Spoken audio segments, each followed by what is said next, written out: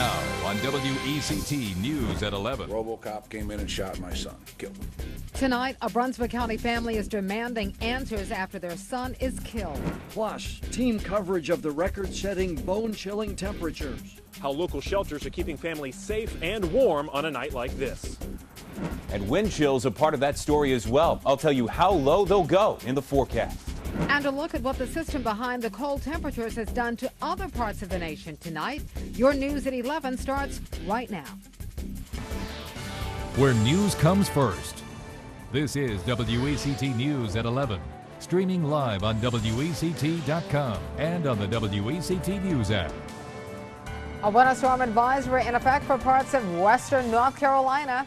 Here's a live look of Main Street in Blowing Rock through the Resort Cam's website. Currently there, 3 degrees below zero.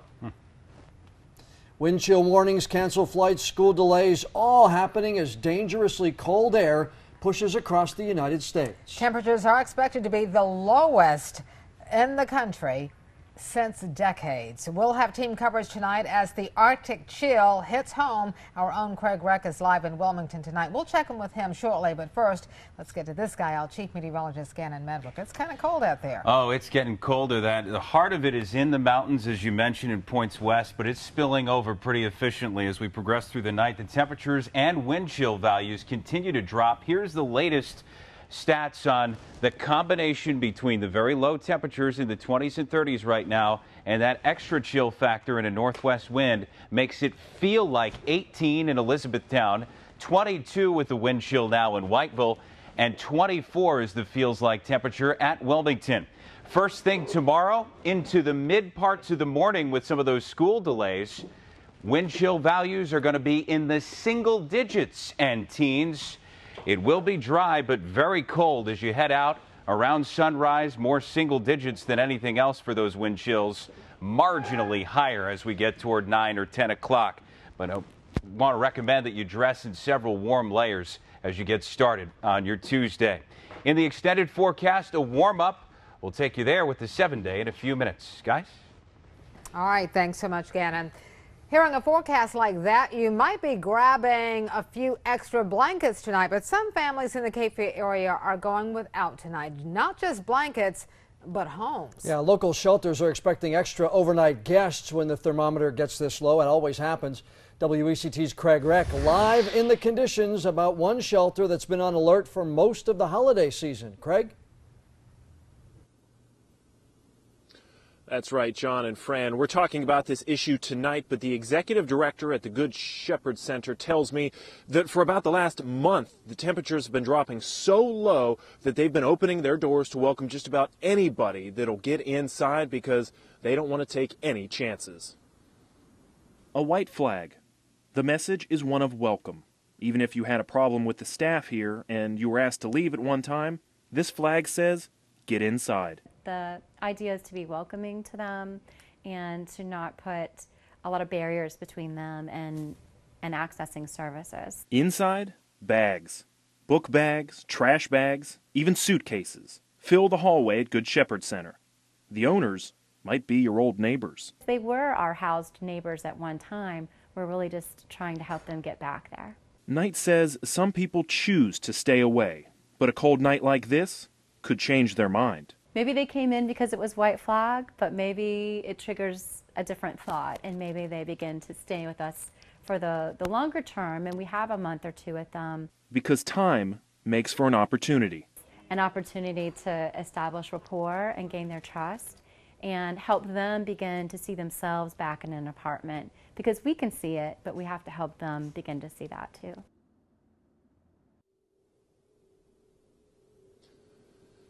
Flying a white flag for so many days, day after day with this cold weather. The executive director tells me that it can be a strain on resources, and the one item that is always in high demand, bedding, sheets, pillowcases, stuff like that, it can be donated and it doesn't even have to be brand new.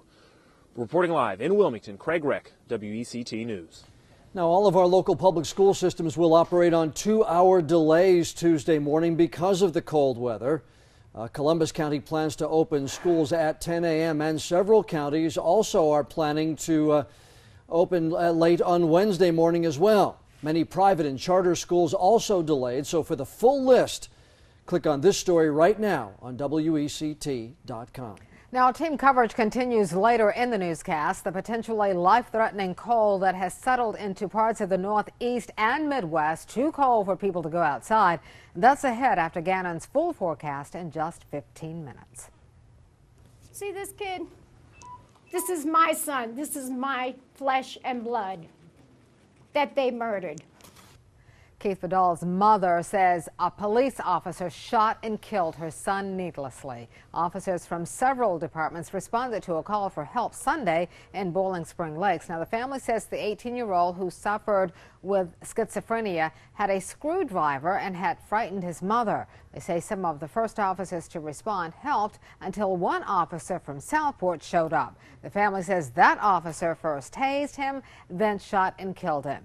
Here's the radio traffic from the scene minutes later. I don't know if you've been advised or not, but shots fired. I've had to defend myself against this subject. Keith was not threatening anybody. Keith did not want any part of it. He was having a bad day. Then all of a sudden, the Southport cop came, walked in the house.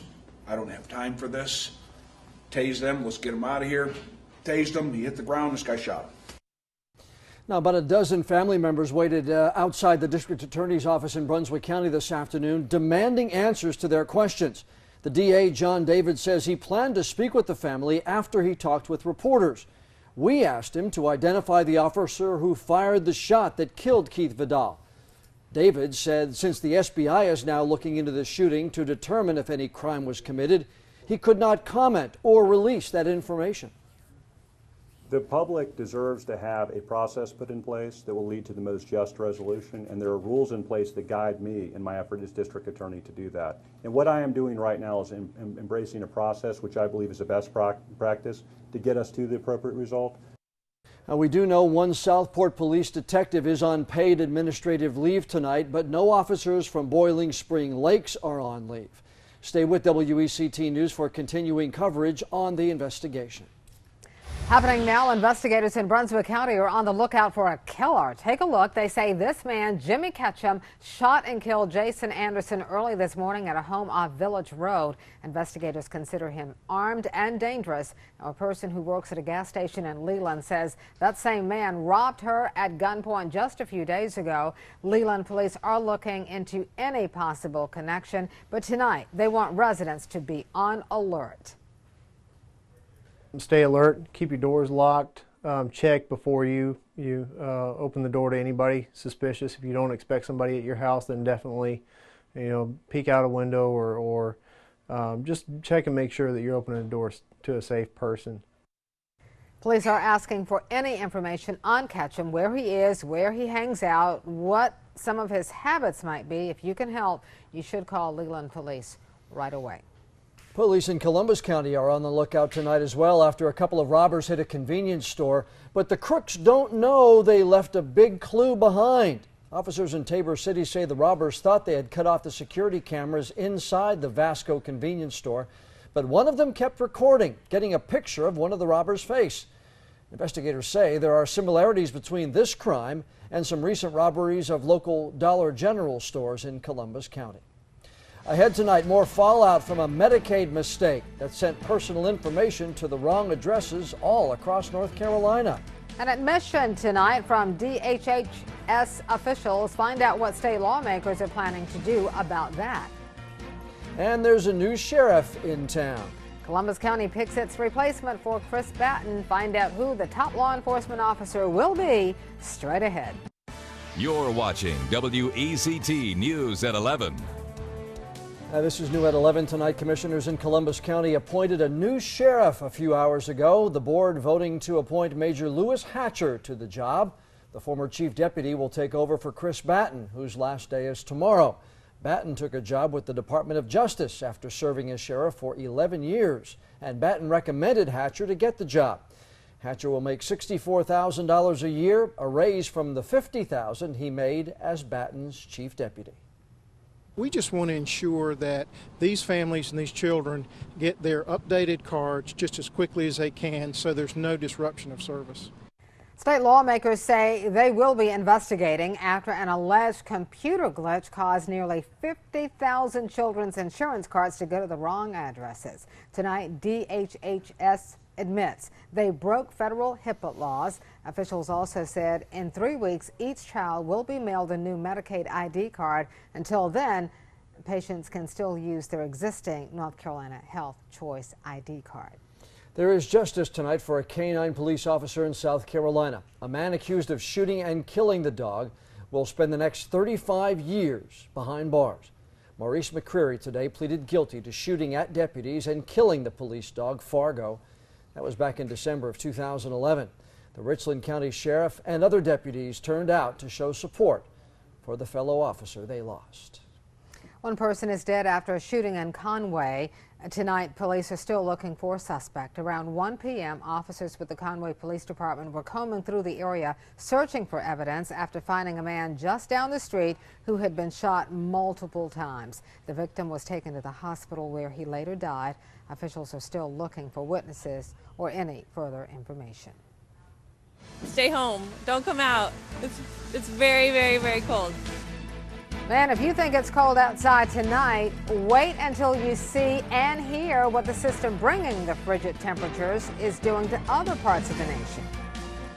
It's truly remarkable, Fran and John, and the temperatures across the Carolinas tell that story of the Arctic air moving in. Got 20s and 30s locally right now. In the mountains, it's close to zero, and the core of that Arctic chill builds in for the rest of the night. I'll have all the details in the full forecast straight ahead. So stay warm, dress in layers. It's going to be about 36 hours of sub-freezing weather. John and Fran?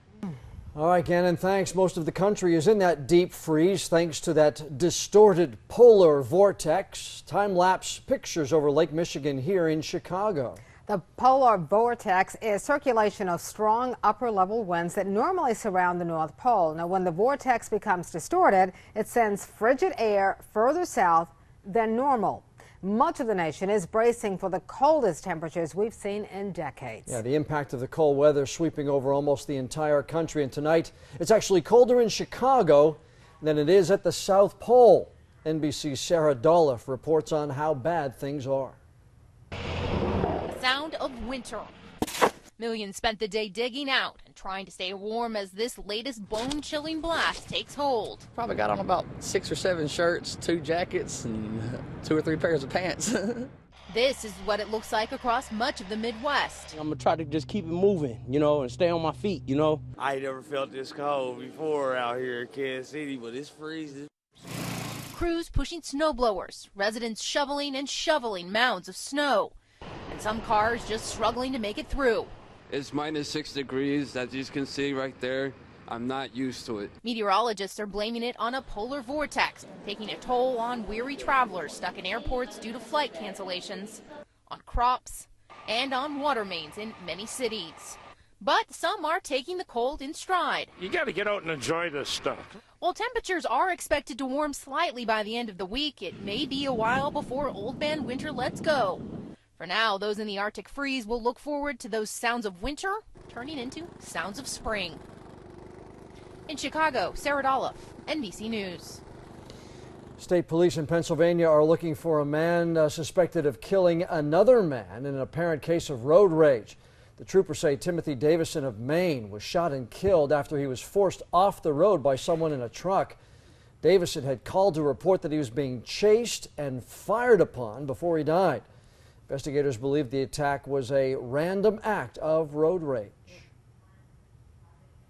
Leaving quickly might have prevented it from being worse because it took till about 5 or 7 floors. We were like, okay, there's smoke, we'll just go down. And then it was became, okay, I'm going to die now. A remarkable tale of survival after a deadly fire at a Manhattan high-rise. One person was killed as more than 100 firefighters worked to extinguish the flames.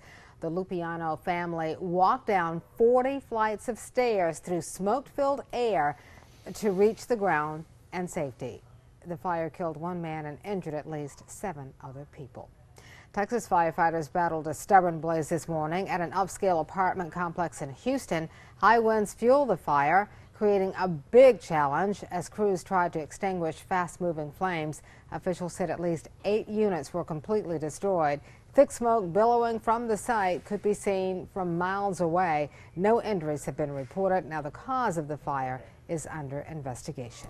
All right, video that you need to see tonight. Everything started on an ordinary note this morning. A driver pulled into a gas station to fuel up in a small Massachusetts town. That's when things started to go wrong. Look at the security camera video. The elderly driver actually accelerates instead of hitting the brakes, hits the gas station attendant, and knocks the man down with his car.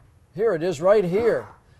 Immediately, a fire starts at the gas pump. The attendant is carried on the hood out near the sidewalk. He ended up going to the hospital, should be okay. Police are investigating what happened. No charges filed yet, but it appears the driver may have gotten confused and hit the gas pedal instead of the brakes. Ahead tonight, one of the longest running sports cars to roll off the assembly line is about to come out with something new. Find out what manufacturers say is the first of its kind. And a special celebration for a former first couple. Details on the anniversary and why this year is a little different than those in the past for the Bushes.